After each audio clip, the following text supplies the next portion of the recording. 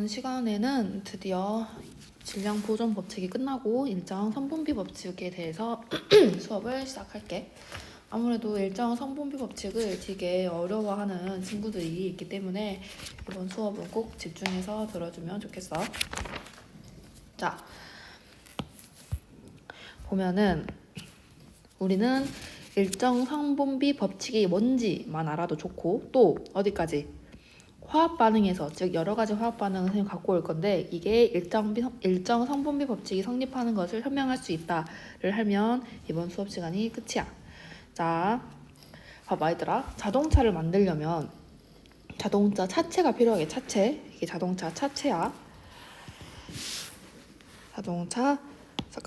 자동차 차체가 필요하고, 또 뭐가 필요해?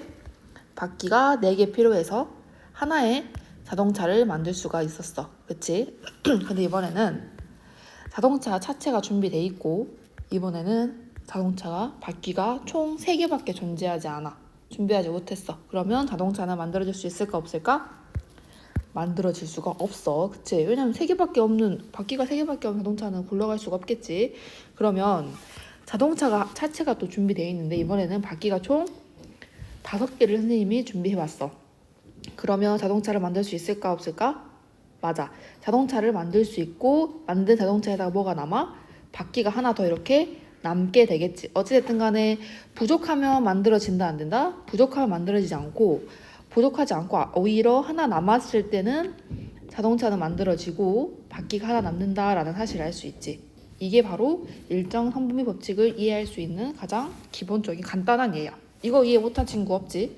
그러면 선생님이랑 같이 이제 화학 반응식에서 이 내용을 한번 설명해 볼게. 교과서는 지금 30페이지를 피면 되는데 30페이지 해보기를 선생님 중심으로 설명을 해볼 거야. 뭐가 필요하냐면 흰색 스티로폼 공이랑 빨간색 스티로폼 공이 필요한데, 선생님이 지금 뭐 그거 영상을 찍어서 보여줄 순 없으니까 어떻게 할 거냐면, 자, 이렇게 준비를 해왔어.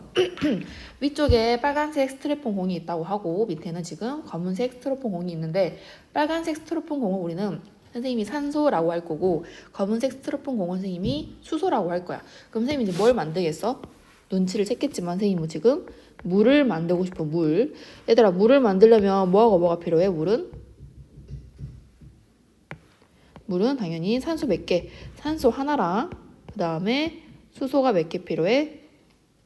수소가 2개가 필요한 물이 어떻게 생겼어? 이렇게 생기고, 또 물이 하나는 이렇게 생겨야지.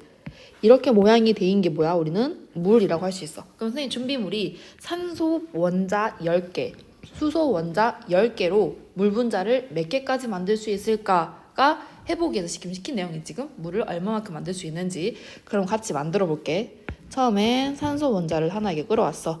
그러면 수소는 이렇게 2개가 이렇게 붙어야지 수소 원자 2개랑 합해서 물 분자 하나 만들어졌지. 그 다음에 계속 같은 방식으로 선생님이 만들어 볼게. 2개 만들어졌고, 이제 3개 만들어졌고, 4개 만들어졌고, 5개를 만들었는데, 산소 원자는 더 쓸 수 있지만 뭐가 없어 지금? 수소 원자가 더 이상 남아있다, 남아있지 않다? 수소 원자가 더 이상 남아있지 않아. 그래서 몇 개가 남았어? 수소 원자가 아닌 산소 원자는 5개가 지금 어떻게 된다? 남았다라고 우리는 실험을 할 수가, 이렇게 방금 선생님이 그림 모형으로 알 수가 있어 없어? 알 수가 있지. 물 분자 몇 개 만들어졌어? 근데 물 분자는 5개 만들어졌고, 수소 원자는 남은 게 있어 없어? 수소 원자는 남은 게 없지. 남은 게 없어. 그럼 다시 문제에 돌아와서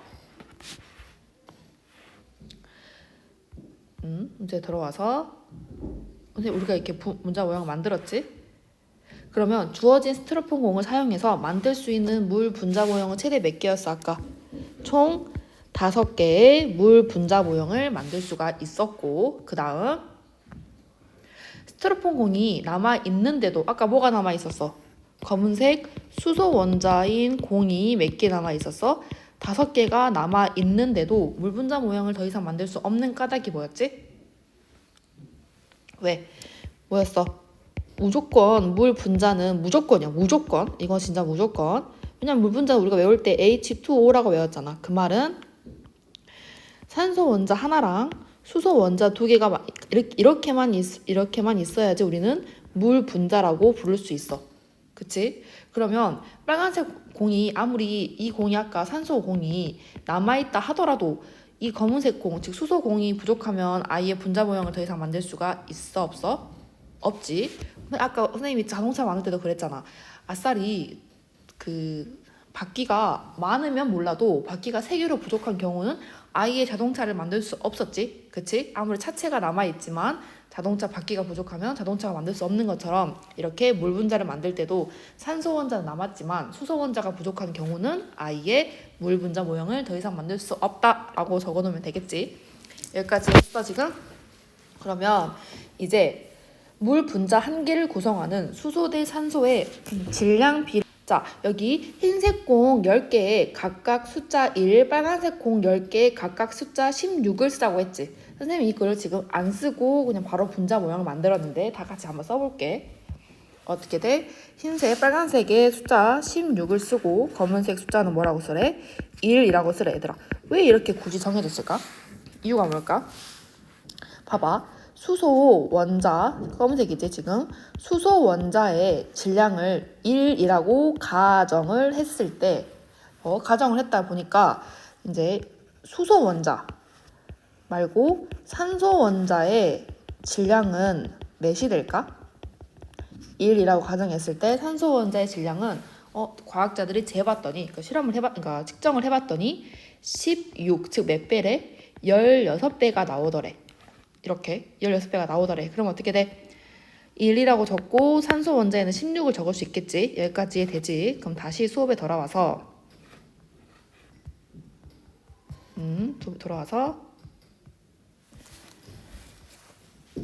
물 분자 한 개를 구성하는 수소 대 산소의 질량비를 써보자. 아까 물 분자와 이렇게 있었는데 여기 몇이었어? 16이었고 수소 원자는 하나씩 다 1이었지. 즉 H2O 굳이 그림을 그리지 않아도 H가 몇 개 필요했어? 우리는 H가 2개 필요했고 O가 1개 필요해서 우리는 물을 만들었는데 수소 원자 하나당 우리가 1이라 했으니까 몇을 곱해야 돼?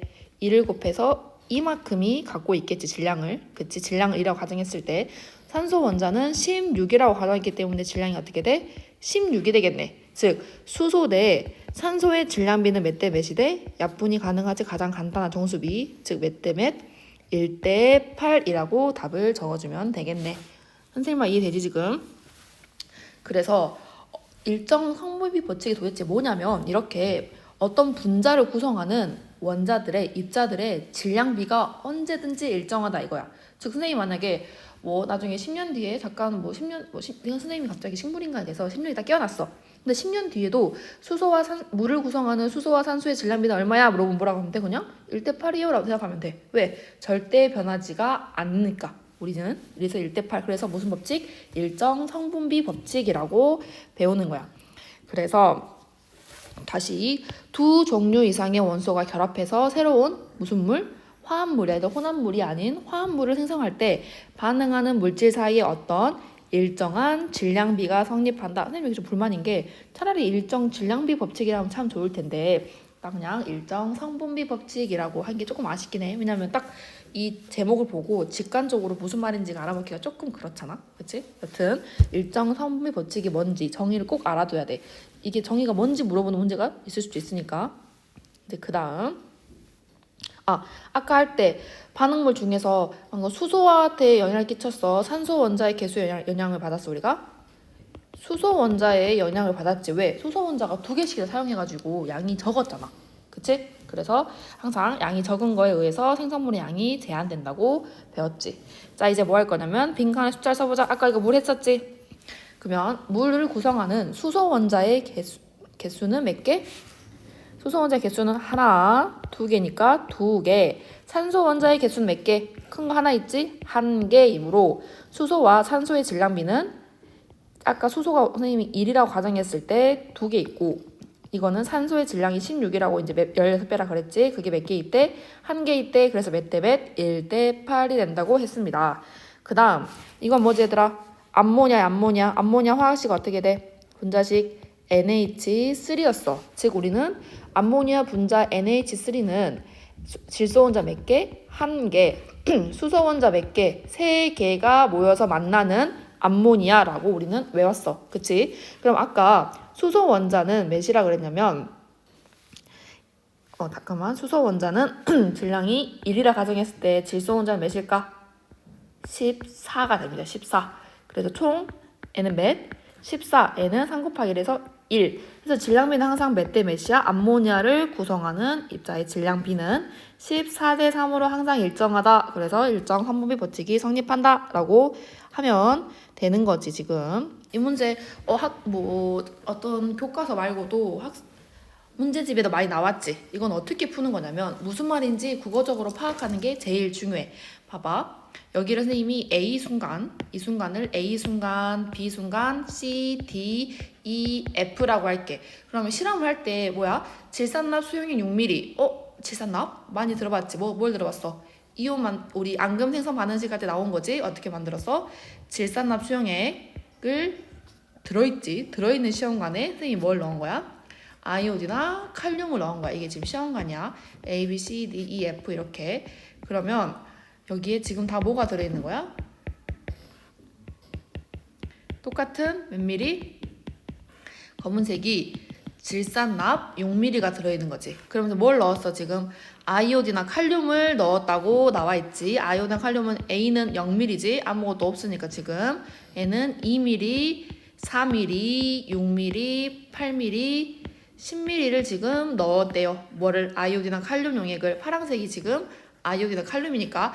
자, 그러면 앙금의 높이가 안 넣었을 때는 앙금이 없어. 그 다음에 2 넣었을 때 앙금이 얼마야? 앙금이 1이고 2이고 3이고 어서부터 쭉 일정해? D에서부터 시작해서 EF까지는 앙금의 높이가 계속 지금 일정한 거지. 앙금 높이가 일정해. 그럼 무슨 말이야? 이 D가 D에서부터 딱 만족이 된 거지. 앙금이 생성되는 그 비율이. 그치? 누구하고 누가 만나? 아이오디나하고 납이 만나서 앙금이 생성되는데 그거에 딱 비가 딱 맞았다는 거야. 몇 대 몇으로? 우리 지산납은 항상 몇 미리 들어있었어? 6mm 들어있었고 그때 아이오디나 칼륨 용액을 딱 6을 넣었네. 즉 몇 대 몇? 1대 1로 만난다는 사실을 우리가 알 수가 있지. 1대 1 만난다고. 이런 식으로 문제를 풀면 돼. 제일 중요한 거는 문제를 읽고 질산납이 원래 시험관에 들어있었는지 혹은 아이오디나 칼륨 수용액이 시험관에 들어있었는지를 먼저 파악하는 게 중요하겠지. 자, 그럼 선생님 물어볼게. 똑같이 아까 A, B, C, D 똑같아. 여기가 A, B, C, D, E, F라고 했을 때 B에 아이오디나 칼륨 수용액을 더 넣으면 앙금이 더 생성됐냐 물어봤어. 얘들아 B는 어떤 상황이야? 지금 이 B 상황은? 똑같이 아까 질산납이 몇 미리? 6mm가 있는 상황에서 우리가 아이오디나 칼륨을 몇 미리 넣었어? 2mm 넣은 상태를 우리가 비웠지. 근데 그때 아이오디나 칼륨을 여기 이렇게 파란색 아이오디나 칼륨을 더 넣었대. 그러면 앙금이 더 생성될 수 있을까? 그렇지. 더 생성될 수 있어. 왜? 이때는 아이오디나 칼륨이 오히려 부족했어. 이게 부족했기 때문에 더 넣어주면 앙금이 생성되겠지. 이해되지? 그 다음에 D는 어떤 상황이야? 똑같이 질산납이 얼마만큼 들어있어? 질산납이 6mm만큼 들어있는데 이번에 얼마만큼 넣었어? D는 딱 또 6mm인 아이오디나 칼륨을 넣어서 그때부터 앙금 생성하는 게 일정했지. 즉 얘는 6대 6으로 1대 1로 딱 만족해. 근데 만족했는데 거기다 뭘 넣었대? 질산납을 넣든 아이오디나 칼륨을 넣든 뭐 어때? 앙금이 더 이상 생성돼 안 돼? 생성이 안 되지. 이미 다 짝이 맞았다니까? 이미 남녀 짝이 맞았는데 남자가 더 들어온다 해서 지금 없던 커플이 생기는 게 아니잖아.